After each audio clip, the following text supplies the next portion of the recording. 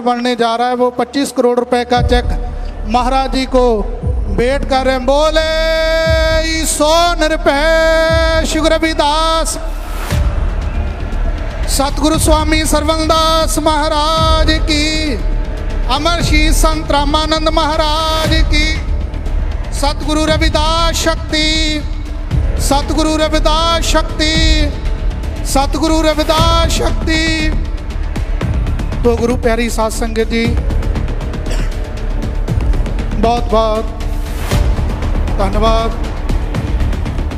CM साहब का महाराज जी द्वारा सन्मानित किया जा रहा है। श्रीमान भगवंत सिंह मान जी मुख्यमंत्री पंजाब महाराज जी पासों आशीर्वाद लै रहे हैं। तो गुरु प्यारी साध संगत जी, उन्होंने नाल ही मुख्यमंत्री श्रीमान अरविंद केजरीवाल जी महाराज जी पासों अपना मान सम्मान प्राप्त करन।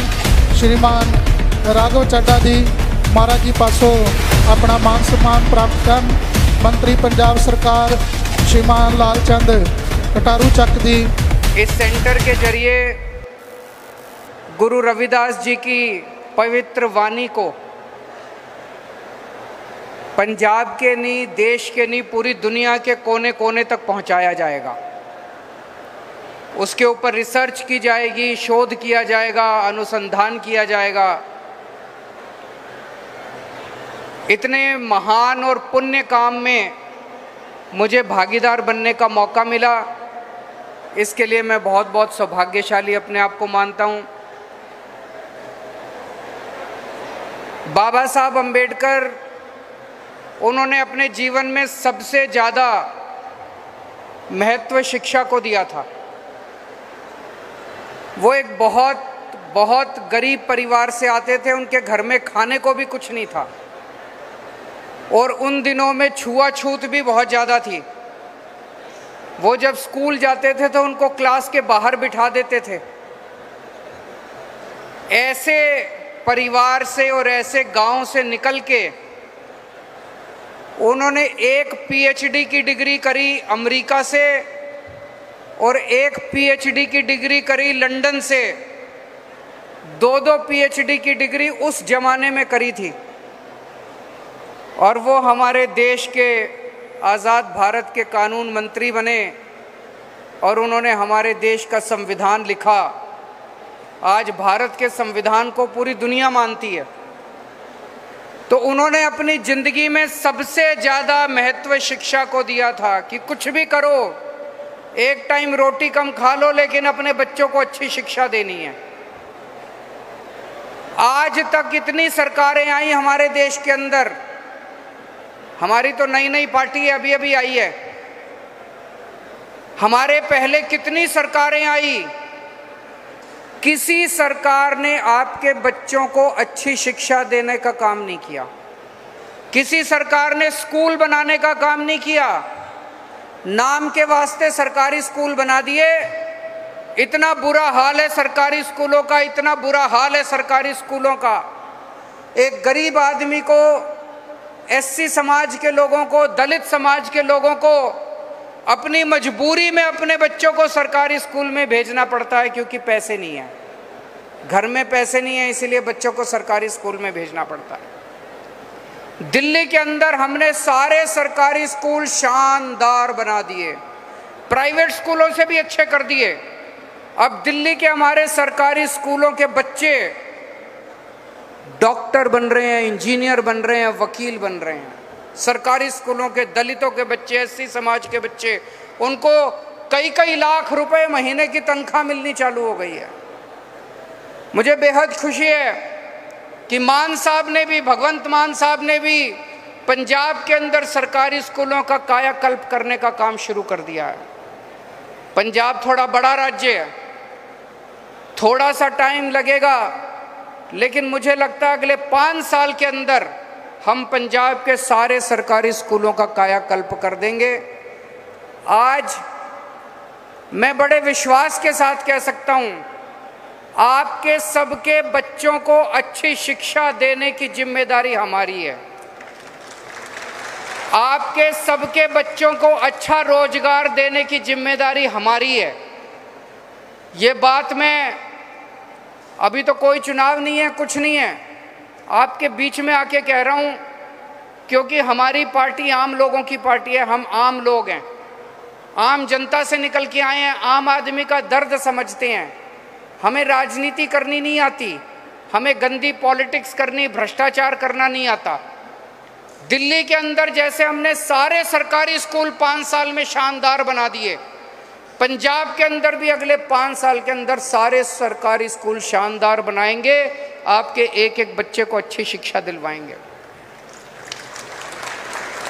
ऐसे ही सरकारी अस्पताल हैं, सरकारी अस्पतालों का बहुत बुरा हाल है। बीमार हो जाए तो कौन जाता है सरकारी अस्पताल में? गरीब आदमी जाता है। गरीब आदमी के पास पैसे नहीं है, वो प्राइवेट अस्पताल में इलाज नहीं करा सकता, वो प्राइवेट बड़े बड़े अस्पतालों में पैसा नहीं खर्च कर सकता, बहुत महंगा हो गया इलाज, इसलिए बेचारा गरीब आदमी सरकारी अस्पताल में जाता है। सरकारी अस्पतालों की बिल्डिंग टूटी पड़ी है, मशीनें काम नहीं करती, दवाइयाँ नहीं मिलती, टेस्ट नहीं होते, डॉक्टर नहीं आते। दिल्ली के सारे सरकारी अस्पतालों को शानदार बना दिया, दिल्ली के सारे सरकारी अस्पताल एयर कंडीशनड बना दिए। सरकारी अस्पताल बड़े बड़े प्राइवेट अस्पतालों से ज़्यादा अच्छे हैं, सारी दवाइयाँ मुफ्त मिलती हैं, सारे टेस्ट मुफ्त होते हैं, सारी मशीनें काम करती हैं, डॉक्टर टाइम पे आते हैं, इलाज अच्छा होता है। पंजाब के सरकारी अस्पतालों को भी ठीक करने का काम मान साहब ने चालू कर दिया है। मान साहब 24 घंटे रात दिन मेहनत कर रहे हैं, मैं जानता हूं। और हमारे जो सेहत मंत्री हैं डॉक्टर बलबीर, वो भी 24 घंटे इसमें लगे हुए हैं। दिल्ली में हमने गली गली में मोहल्ला क्लिनिक खोले, छोटे छोटे मोहल्ला क्लिनिक। आपको खांसी, बुखार, जुकाम, छोटी छोटी बीमारियां हो, आप मोहल्ला क्लिनिक में अपने गांव में, अपने पिंड में, अपने मोहल्ले में जाके वहाँ से इलाज करा सकते हैं। वहाँ सारी दवाइयाँ मुफ्त होती हैं, सारा इलाज मुफ्त होता है। मैंने 5 साल में दिल्ली में 550 मोहल्ला क्लिनिक खोले। पंजाब में मान साहब ने 1 साल में 550 मोहल्ला क्लिनिक खोल दिया। तो जो काम हमने दिल्ली में किया उससे 10 गुना स्पीड से काम अभी पंजाब के अंदर हो रहा है। अब हर पिंड के अंदर मोहल्ला क्लिनिक खोलेंगे, गली गली मोहल्ले मोहल्ले के अंदर मोहल्ला क्लिनिक खोलेंगे। आपको और आपके पूरे परिवार का इलाज बिल्कुल मुफ्त होगा, आपको चिंता करने की जरूरत नहीं है। पंजाब में आप लोगों ने एक ईमानदार सरकार बनाई है। ऊपर वाले की कृपा से यही एक मौका है जब हम सब मिलकर एक रंगला पंजाब बना सकते हैं। ईमानदार सरकार है, हम पैसे चोरी नहीं करते, पैसे डाका नहीं डालते। जितना पैसा टैक्स में आता है सारा पैसा आपके ऊपर खर्च करते हैं। यही मौका है, 3 करोड़ पंजाबी मिलके पंजाब सरकार के साथ इस बार हम सारे मिलके एक रंगला पंजाब बना सकते हैं। पिछले कुछ दिनों में आपने देखा किस तरह से कुछ लोगों ने पंजाब का माहौल खराब करने की कोशिश की। हमें किसी हालत में माहौल खराब नहीं होने देना। हमें पंजाब में शांति और कानून व्यवस्था बना के रखनी है।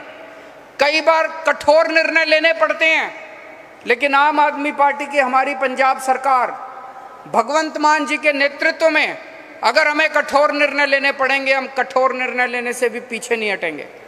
पिछले कुछ दिनों के अंदर जिस तरह से पंजाब के अंदर शांति व्यवस्था बनाए रखने के लिए मान साहब ने कठोर निर्णय लिए, लेकिन बिना एक भी गोली चले, बिना कोई भी खून बहे, पूरे पंजाब के अंदर आज शांति व्यवस्था बरकरार है।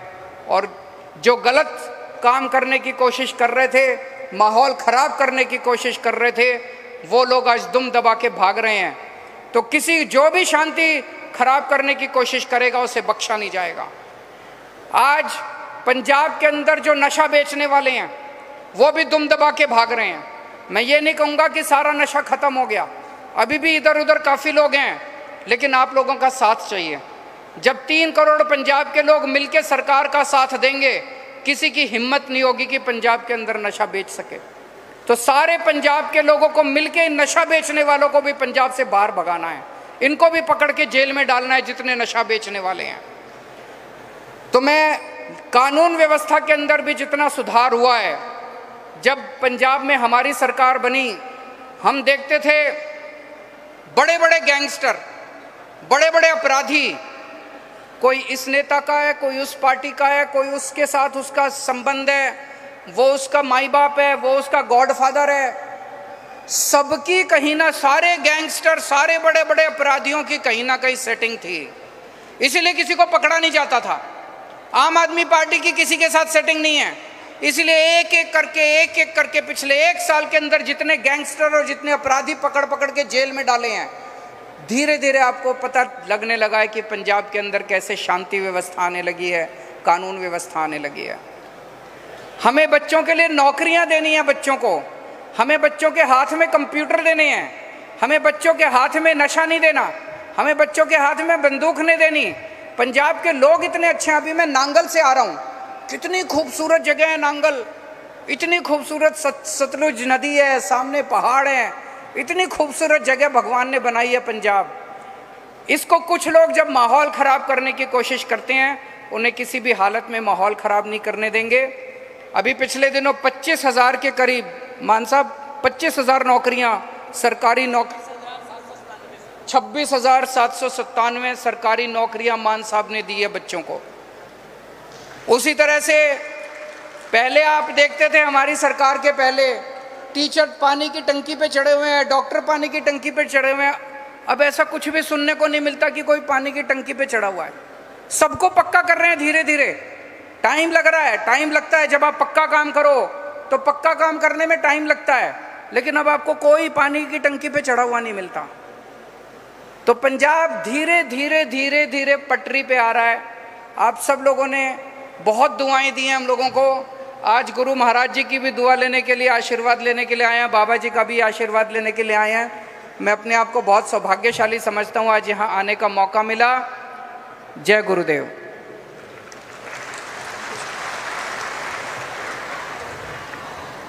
बोले सो निरपह श्री गुरु रविदास महाराज की। संगत से निवेदन है कि कृपया 5 मिनट के लिए और बैठने की कृपालता करें। बहुत बहुत बहुत धन्यवाद श्रीमान अरविंद केजरीवाल जी, मुख्यमंत्री दिल्ली। उन्होंने अपने विचार संगत के बीच में रखे और अब जो श्री गुरु रविदास महाराज की अमृत वाणी पर रिसर्च सेंटर